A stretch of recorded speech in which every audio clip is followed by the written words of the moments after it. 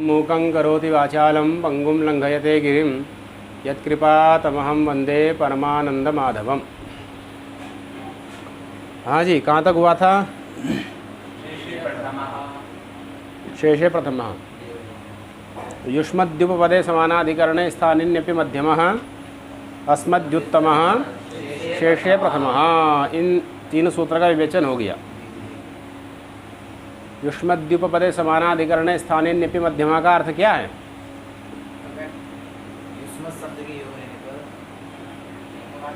हाँ, तिंग वाच्य कारक वाचनी का तात्पर्य क्या हुआ? तिंग के तीन अर्थ होते माने तीन अर्थ माने गए हैं, कर्ता कर्म और भाव। तिंग के कितने अर्थ माने गए हैं?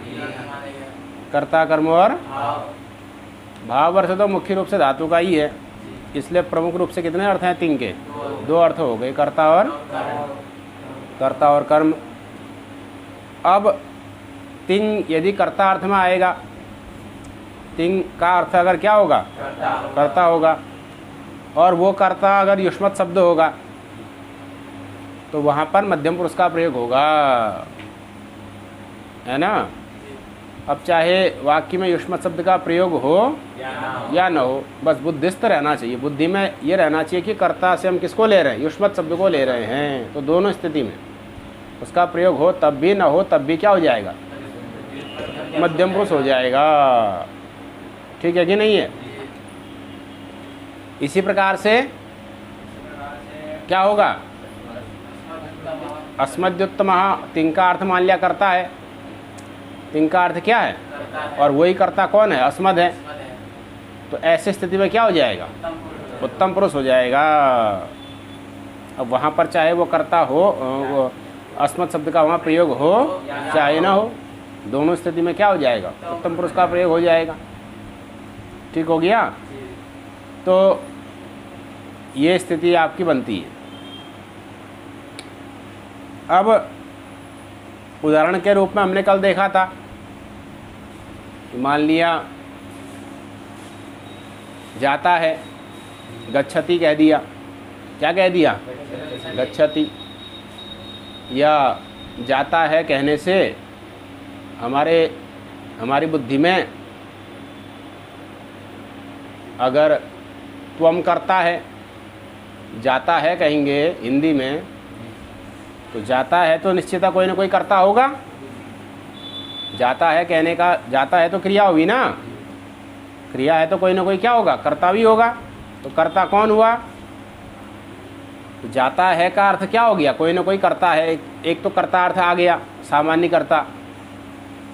फिर कोई ना कोई विशेष कर्ता भी होगा जो जाएगा, गमनक क्रिया करेगा। अब वो विशेष कर्ता के रूप में अगर हमको कौन इष्ट है? युष्मद इष्ट है। तुम इष्ट हो। तुमको हिंदी का तुम, संस्कृत में त्वम कहते हैं, वही युष्मद का अर्थ है। अगर युष्मद का अर्थ जो त्वम है वही कर्ता के रूप में इष्ट है, तो वहाँ कौन सा पुरुष हो जाएगा? मध्यम पुरुष हो जाएगा। तो त्वम गच्छसि ये प्रयोग बन जाएगा, है ना।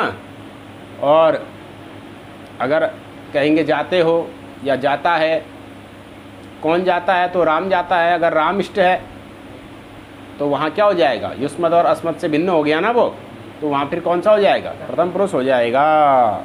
ठीक हो गया? और अगर वो कर्ता के रूप में कौन इष्ट हो? अस्मद इष्ट हो।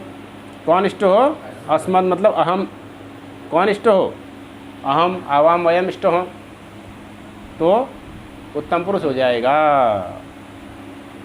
ऐसे कर्म में भी समझना है। ऐसे किस में समझना है? कर्म में। ती का अर्थ जो कर्म है, ती अर्थात तिंग। ती से केवल ती को नहीं लेना बल्कि पूरे तिंग प्रत्याहार को लेना है।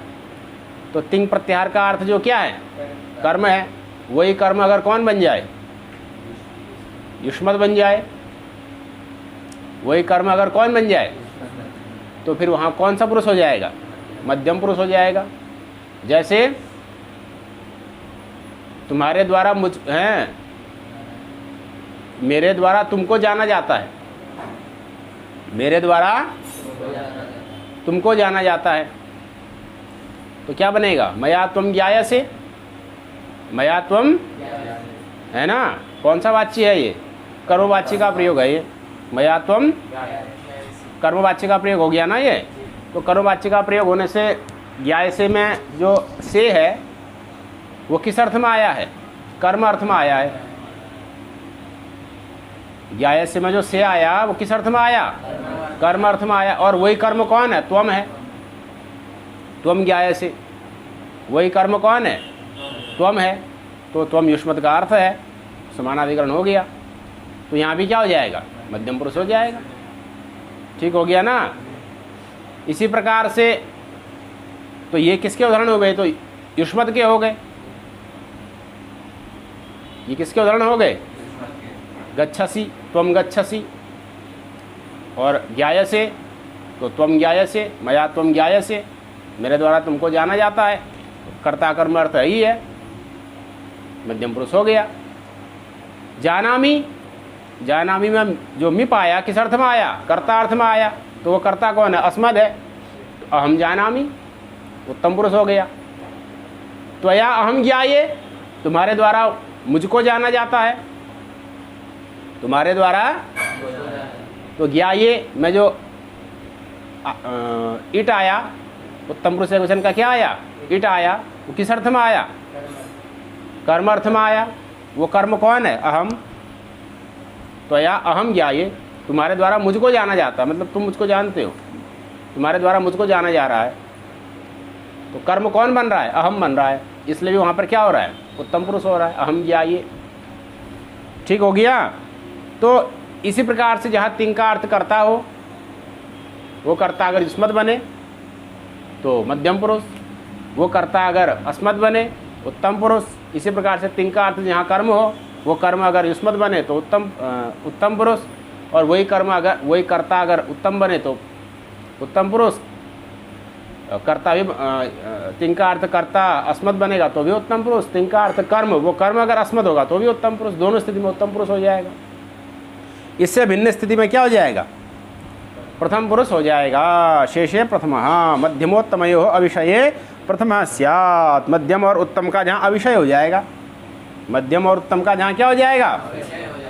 मतलब क्या हुआ? तिंग का अर्थ कर्ता कर्म हो, लेकिन वो कर्ता कर्म न तो युष्मद हो न अस्मद हो, तो वहाँ क्या हो जाएगा? प्रथम पुरुष हो जाएगा। ठीक हो गया। तो इस प्रकार से तीनों सूत्र हो गए। अब हमको सबसे पहले लट के स्थान पर क्या लाना है? अभी तो तिप्ते जी 9 प्राप्त हो रहे हैं, उन 9 में से भी हम हैं आत्मनेपद कहाँ प्राप्त हो रहा है? परस्मैपद तो प्राप्त हो रहे हैं। 9 भू धातु परस्मैपद आत्मनेपद के निमित्तों से हीन है, इसलिए उससे क्या आएगा? परस्मैपद के प्रत्यय आएंगे। तो क्या प्राप्त हो रहा है? 9 प्रत्यय प्राप्त हो रहे हैं परस्मैपद के। अब इनमें भी जो सबसे पहला प्रत्यय है वो कौन है? ती है। तिप का ती है। अनुबंध विनिर्मुक्त पदार्थ से उपस्थिति माना जाता है। अनुबंध से विनिर्मुक्त जो पद होता है, पदार्थ होता है ना, उसी की उपस्थिति मानी जाती है। तो तिप में जो पौ है वो तो हलंत्यम से इत संज्ञक है। हलंत्यम से पौ की इत संज्ञा हो जाएगी, तस्य लोप से लोप हो जाएगा। क्या बचेगा? ती बचेगा। तो ती का अर्थ क्या है? कर्ता है, क्योंकि पहले ही बोल दिया कर्तृत्व विवक्षायाम। कर्तृत्व विवक्षायाम कर्ता अर्थ में ही लकार लाए हैं, लट लकार। और वही कर्ता अर्थ किसका है? ती का है। तो ती का अर्थ क्या हो गया? कर्ता हो गया। ती का अर्थ क्या हो गया? कर्ता हो गया। तो जब ती का अर्थ कर्ता हो गया, अब ये कर्ता के रूप में हमको कौन विवक्षित है? किसको कर्ता के रूप में हम कहना चाह रहे हैं? न मध्यम को कहना चाह रहे हैं, न युष्मत को कहना चाह रहे हैं, न अस्मत को कहना चाह रहे हैं। न युष्मत को कहना चाह रहे हैं और न अस्मत को कहना चाह रहे हैं। किसी को भी नहीं कहना चाह रहे। न युष्मत को ही कहना चाहते हैं, न अस्मत को कहना चाहते हैं। तो क्या हो गया? मध्यमोत्तमयो अविषय हो गया कि नहीं? मध्यम और उत्तम का क्या हो गया? अविषय हो गया। तो क्या हो जाएगा? प्रथम पुरुष आ जाएगा। उसमें भी एक कर्ता को कहना चाह रहे हैं, उसमें भी तो क्या हो जाएगा? एक वचन आ जाएगा, ती आ जाएगा। प्रथम पुरुष एक वचन का ती आ जाएगा। तो क्या स्थिति बन जाएगी? भूति इति जाते। भूति इति जाते। भूति ऐसी स्थिति बन जाने पर, भूति ऐसी स्थिति बन जाने पर क्या होता है? तो कहा तिंशित सार्वधातुकम, भूति ऐसी स्थिति बन गई है। ठीक हो गया? तो तिंशित सार्वधातुकम, तिंशित सार्वधातुकम, यह सूत्र आ गया। तो तिंशित सार्वधातुकम का अर्थ क्या है? तो सूत्र से ही अर्थ स्पष्ट हो रहा है। तिंग और सित, तिंग और तिंग मतलब तिंग प्रत्याहार 18 प्रत्यय, और शित, शित अर्थात जिसमें तालव्य शकार की संज्ञा हो वो शित कहलाता है। जैसे आगे शप आएगा, अग्रिम सूत्र है ना कर्तरी शप। क्या सूत्र है? इसमें शप है, शप में पकार की तो अलंत्यम से संज्ञा हो जाएगी और शकार की लशक को तद्धित से संज्ञा होगी। तो शप क्या हो गया? शित हो गया। शप क्या हो गया? शित हो गया। और तिंग तो तिंग प्रत्याहार में आई आता ही है, तो भूति बना हुआ है। ती क्या है? तिंग है। तो इस ती की क्या हो जाएगी? सार्वधातुक संज्ञा हो जाएगी। और जो शप है, शप की भी क्या हो जाएगी? सार्वधातुक संज्ञा हो जाएगी। शप शित है ना? तिंग और शित की सार्वधातुक संज्ञा होती है। तिंगाशितश्च धात्वधिकारोक्ताः एतत् संज्ञाः स्युः।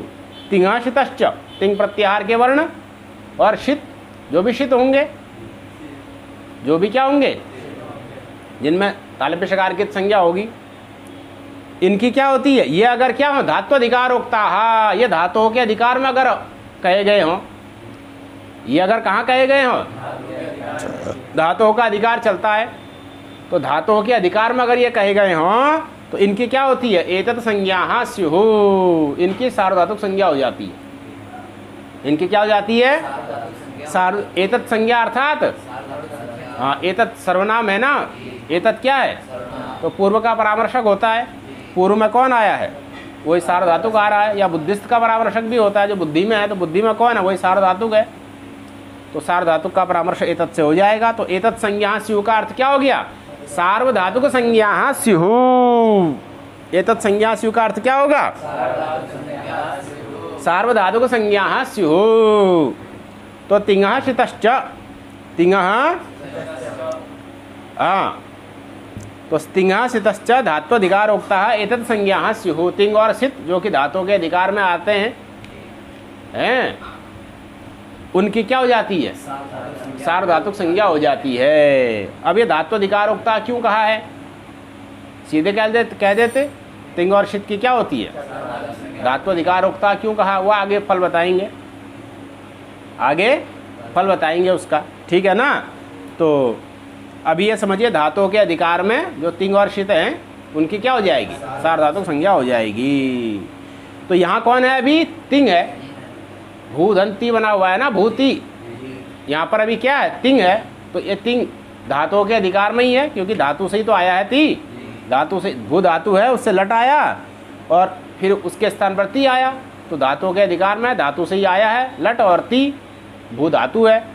धातु के अधिकार में ती है, तिंग है, इसीलिए इसकी क्या हो जाएगी? सार्वधातुक संज्ञा हो जाएगी। ती की क्या हो गई? सार्वधातुक संज्ञा हो गई। अच्छा, अब तो सार्वधातुक संज्ञा होने के बाद क्या होगा? तो अब अग्रिम सूत्र प्रवृत्त हो जाएगा। कर्तरी शप, कर्तरी शप, कर्तरी सप्तमी व्यक्ति एकवचन का, शप प्रथम व्यक्ति एकवचन का। पहले ही बताया था, जहाँ सप्तमी होती है वहाँ प्रायः अर्थ निर्देश भी होता है। तो कर्तरी का मतलब क्या हो गया? कर्तर्थ है। जहाँ कर्तार्थ में सार्वधातुके, कर्तर्थे सार्वधातुके परे धातु शप, कर्तर्थे सार्वधातुके परे। कर्तार्थ में जहाँ सार्वधातुक प्रत्यय आएगा, कर्तार्थ में जहाँ, तो कर्तार्थी का प्रसंग चल रहा है ना। कर्तृत्व विवक्षायाम भूल इति जाते, पहले कहा था। कर्तृत्व विवक्षा में तो लट लाए हैं, उसके स्थान पर तिप लाए हैं, तिप का ती बचा है, उसकी सार्वधातुक संज्ञा कर दी है। तो कर्तर्थ है सार्वधातुके परे, कर्ता अर्थ में आया जो सार्वधातुक प्रत्यय, सार्वधातुक संज्ञक प्रत्यय कौन है? ती है। उसके पर में होने पर धातु हो शप, धातु से क्या हो जाएगा? शप हो जाएगा। धातु से क्या हो जाएगा? शप हो जाएगा। अब ये शप क्या है, एक प्रश्न होगा। ये शप क्या है? ती तो प्रत्यय था, भू धातु है। भू क्या है? धातु है। भू की भूवादेव धातु वैसे धातु संज्ञा हो रही है, ती की प्रत्यय संज्ञा हो रही है। क्यों? क्योंकि प्रत्यय के अधिकार में है। तिप्त जी सिप्तस्थ सूत्र प्रत्यय के अधिकार में है, 5वें अध्याय की परिसमाप्ति तक उसका अधिकार चलता है। ठीक है ना। ये शब्द क्या है? ती तो प्रत्यय हो गया, भू धातु हो गई, ये शब्द क्या है? इसके बारे में प्रश्न होगा। तो ये क्या है? विकरण है। विकरण किसको कहते हैं? प्रकृति प्रत्ययोर मध्ये यह पतति सह विकरणः। प्रकृति और प्रत्यय के बीच में आगे जो बैठ जाता है उसको क्या बोलते हैं? प्रत्यय भी कह सकते हैं इसको। ऐसा नहीं कि शब्द को प्रत्यय नहीं कह सकते, क्योंकि ये भी सूत्र तो आपका धातु के प्रत्यय के अधिकार में ही है। कर्तरी शब्द सूत्र भी क्या है? प्रत्यय के अधिकार में ही है। इसलिए शब्द क्या कहला सकता है? ये भी प्रत्यय कहला सकता है, इसलिए इसको शब्द प्रत्यय कहने में भी कोई दोष नहीं है। लेकिन इसको विकरण कहा गया है। क्या कहा गया है? और ये अत्यंत स्वार्थिक होता है। अत्यंत स्वार्थिक होता है अर्थात धातु का जो अर्थ है ना उसी अर्थ को बताएगा, इसका अपना कोई अर्थ नहीं होता, केवल रूप बनाने के लिए आता है, रूप सिद्धि के लिए आता है। ठीक है ना। तो धातु हो शप कर्तर्थे सार धातु के परे धातु हो शप, शप हो जाएगा। शपमा पकार के लंतम से संज्ञा करिए, शकार के लशक तद्धित से संज्ञा करिए, क्या बचेगा? अ बचेगा। तो क्या बन गई स्थिति? भू अ ती, ऐसी स्थिति बन गई। क्या स्थिति बन गई?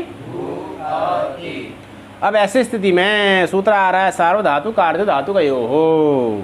सार्वधातु कार्य धातु कयो हो। सार्वधातु कार्य धातु कयो हो सप्तमी विभक्ति द्विवचन का रूप है। सार्वधातु कार्य धातु कयो हो कहाँ का है? सप्तमी विभक्ति द्विवचन का। अनयो हो परयो हो, अनयो हो परयो हो, अनयो हो कयो हो सार्वधातु कार्य धातु कयो हो। अनयो हो कयो हो सार्वधातुक अर्ध धातुक कयो हो। सार्वधातुक और अर्ध धातुक प्रत्यय अगर पर में हो, सार्वधातुक और तो क्या हो जाएगा? इगंतस्य अंगस्य गुणः स्यात्। इगंतांगस्य गुणः, इगंत अंग को गुण हो जाएगा। सार्वधातुक अर्ध धातुक प्रत्यय अगर पर में हो तो इगंत अंग को क्या हो जाएगा? गुण हो जाएगा। इगंतांगस्य गुणः। सार्वधातुक अर्ध धातुक प्रत्यय के परम होने पर इगंत अंग को गुण हो जाता है। ठीक हो गया। यहाँ घटाओ।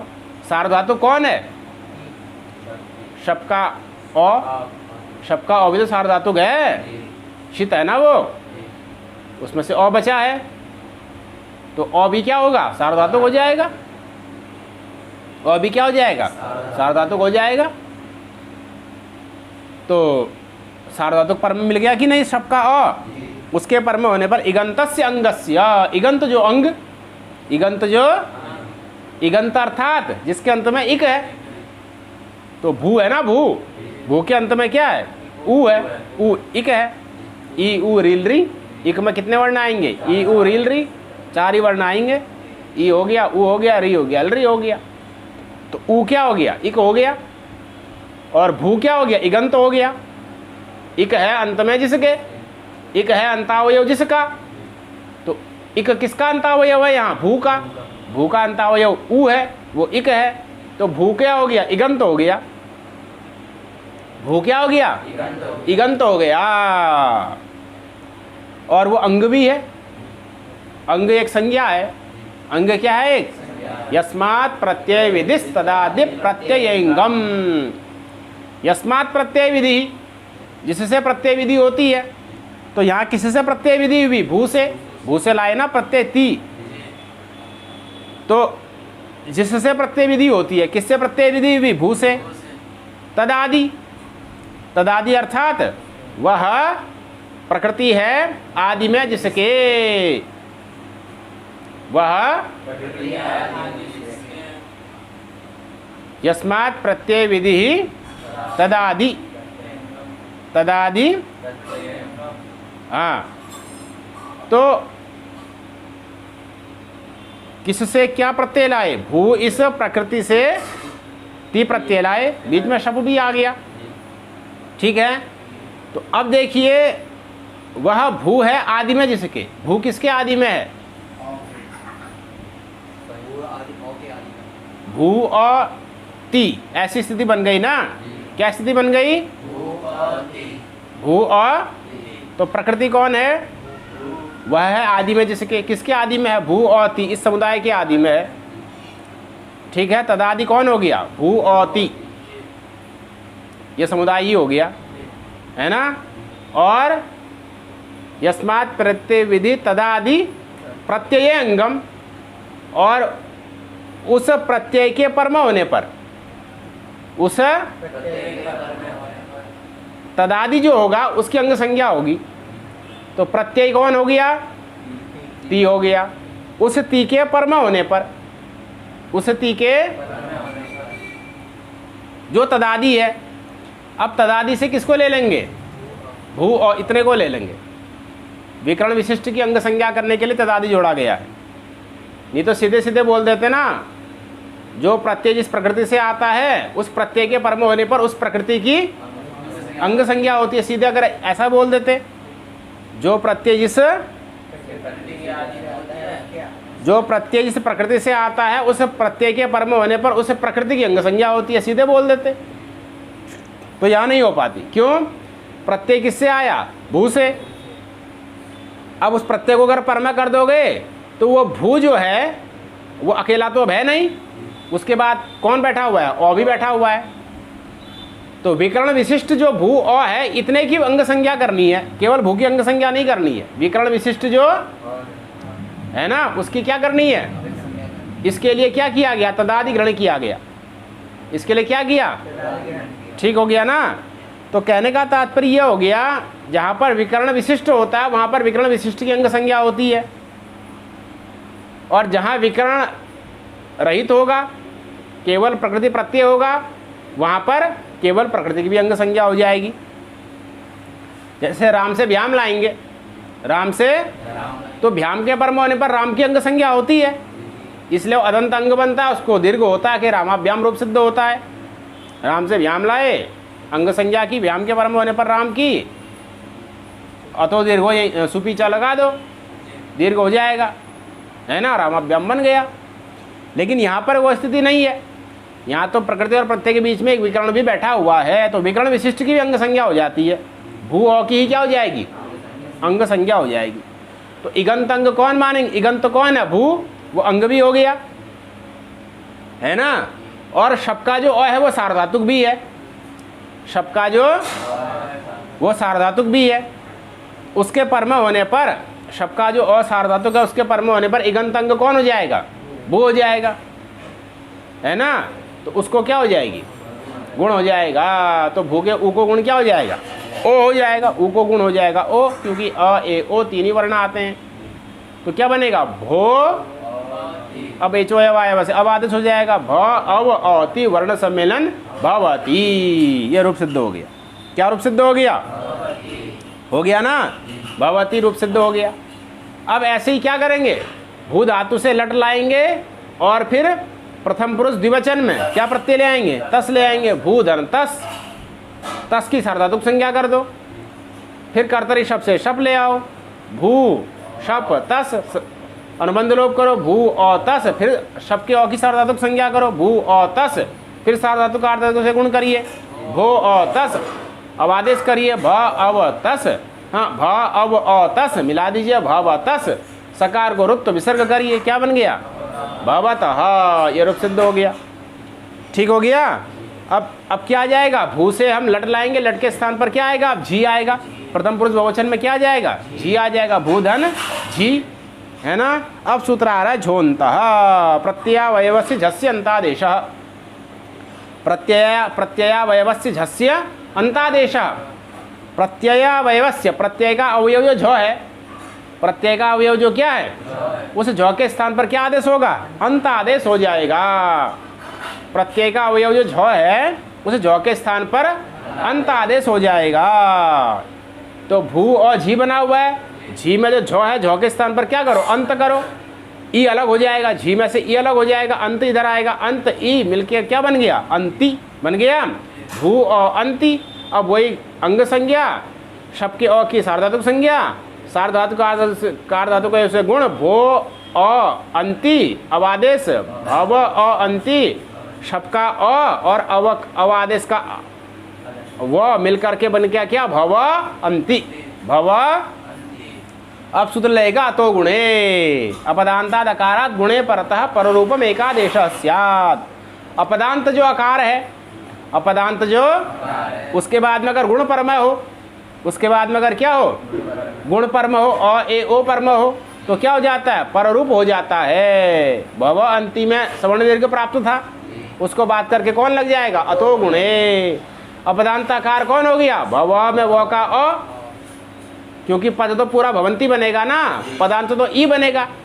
तो भव में जो वो का अ है, शब का जो अ है वो अपदांत आकार है, उसके बाद में गुण पर में है कौन, अंति का अ, तो पररूप हो जाएगा। पररूप मतलब जो शब का अ है और अंति का अ है दोनों एक ही, अंति का अ ही बन जाएगा। शब का और अंति का अ मिला करके क्या बन जाएगा, अंति का अ ही बन जाएगा। तो एक ही, दोनों अ एक में समा जाएंगे अंति के अ में, तो क्या रूप बन जाएगा, भवंती, भवंती। ये रूप सिद्ध हो गया। क्या रूप सिद्ध हो गया, भवंती। ठीक हो गया। तो भवती भवतः वही लिखा मूल में, अतो गुणे स्मरण कराया है सूत्र का। सूत्र पहले जा चुका है ना, यहाँ स्मरण मात्र कराया, अतो गुणे भवती भवतः भवंती। भवसी भवथा, भवथा में कुछ भी नहीं है कि नहीं। वहाँ तिप्तस जी था, यहाँ तो जी भी का भी झंझट नहीं है, यहाँ तो सिप थस थो है। सिप में से प निकाल देना है, सी बचेगा। सारी प्रक्रिया पूर्वत करनी है। भू लट, भू सी, भू शप सी, भू अ सी, भो अ सी, अब आदेश भ अब अ सी मिला दिया, भव सी। सिप में प को हटा देना है, हलंत्यम से इत संज्ञा हो जाएगी, हो करके तस्सिलो पसिलोप हो जाएगा। और बाकी भू की क्या कर देना, अंग संज्ञा कर देना और उसको गुण कर देना, भवसी रूप बन गया। थस में भी कुछ नहीं है, भू लट, भू थस, भू शप थस, अनुबंध लो भू अ थस, है ना, अंग संज्ञा गुण, सार धातु का धातु कैसे भूखे उको गुण, भो अ थस, अवादेश भ अव अ थस, वर्ण सम्मेलन भव थस, सकार गुरुत्व विसर्ग भव थः। थस के फू लट, थस के बाद आ गया थ, मध्यम पुरुष बहुवचन में क्या आ जाएगा, थ आ जाएगा, क्योंकि यहाँ पर कर्ता से किसको लेना है, युष्मत के अर्थ को लेना है, त्वम युवाम यूयम को, इसलिए थ आ गया। भू लट, भू थ, भू शप थ, सार्वधातुक संज्ञा अनुबंधलोप भू अ थ, अनुबंधलोप पहले करके सार्वधातुक संज्ञा कर करके क्या बन जाएगा, भू अ थ, है ना। जो शप है वो शित है, तो जो अ है वो शिति माना जाएगा, स्थानित भाव कर लेंगे। स्थानीय शित था ना शप, तो अ बचा है। हालांकि अ जो है वो आदेश तो नहीं है, स्थानित भाव का तो प्रसंग नहीं होगा, लेकिन अनुबंध विनिर्मुक्त पदार्थ से वो उपस्थिति ही, अनुबंध विनिर्मुक्त पदार्थ की उपस्थिति मानी जाती है ना, तो शित आकार भी क्या माना जाएगा, शित ही माना जाएगा। ठीक हो गया। तो क्या बनेगा, भू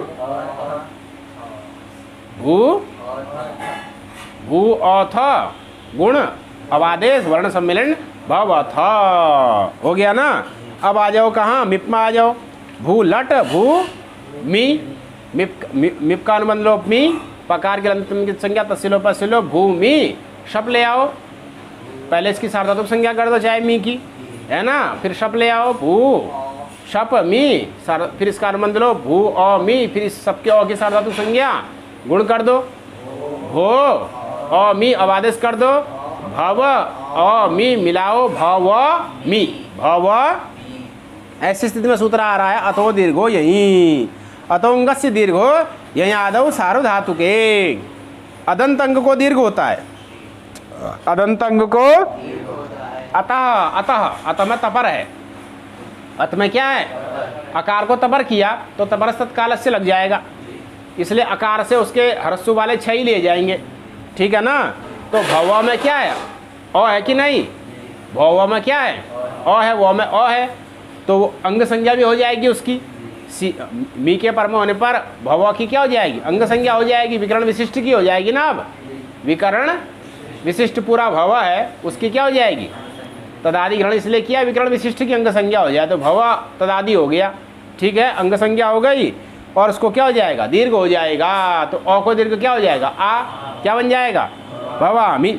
अतोंगस्य दीर्घ दीर्घो ययादव सार्वधातु के, सार्वधातु कौन है, मिप, और ययादि भी है, यही प्रत्याहार में आएगा ना। ये हय वर्ण के यकार से लेकर के कहाँ तक जाएगा? छ भाई, हय वर्ण के यकार से लेकर के य व र ल 4 यण आ जाएंगे, फिर वर्ग के पंचम आ जाएंगे यम गणनम, और वर्ग के चतुर्थ में फिर झबई, केवल 3 आएंगे। च वर्ग का चतुर्थ, प वर्ग का चतुर्थ, बस 2 ही वर्ण आएंगे, झबई।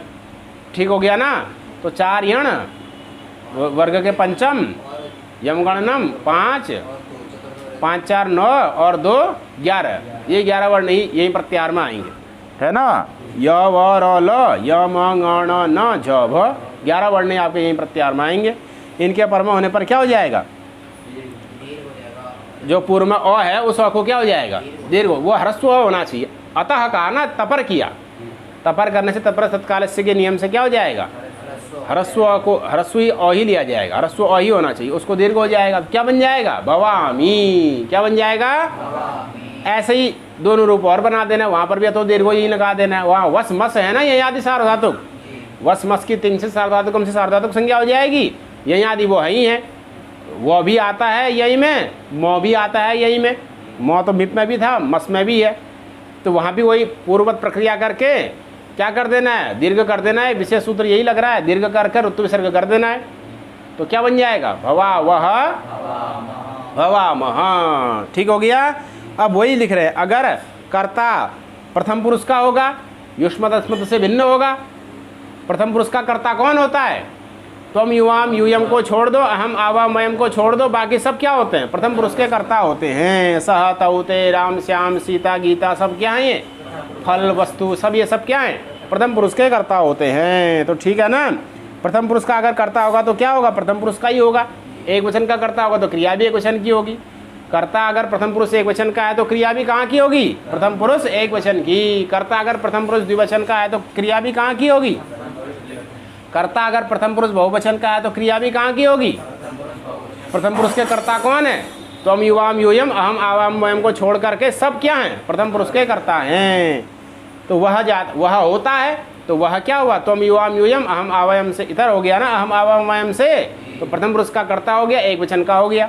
वह होता है तो क्या बनेगा? सह भवती। वे दोनों होते हैं तो तऊ भवतः, प्रथम पुरुष द्विवचन का कर्ता आ गया।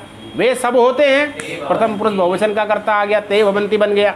तो सह भवती तऊ भवतः ते भवंती, ये रूप बन गया। ऐसे मध्यम पुरुष में अगर कर्ता के रूप में किसको लेना चाहोगे? त्वम को लेना चाहोगे तो क्या बन जाएगा? त्वम भवसी। क्या बन जाएगा? तुम दोनों होते हो युवाम भवतः, तुम सब होते हो यूयम भवतः। हो गया ना। ऐसे ही उत्तम पुरुष में आ जाओ, अहम भवामी, आवाम भवावह, वयम भवामः, ये रूप आपके सिद्ध हो जाएंगे। ठीक हो गया। तो इस प्रकार से ये स्वरूप से आपके लट लकार सिद्ध हो गया। इतनी प्रक्रिया पूरे दिमाग में बैठा हो, यही आगे घूमेगी।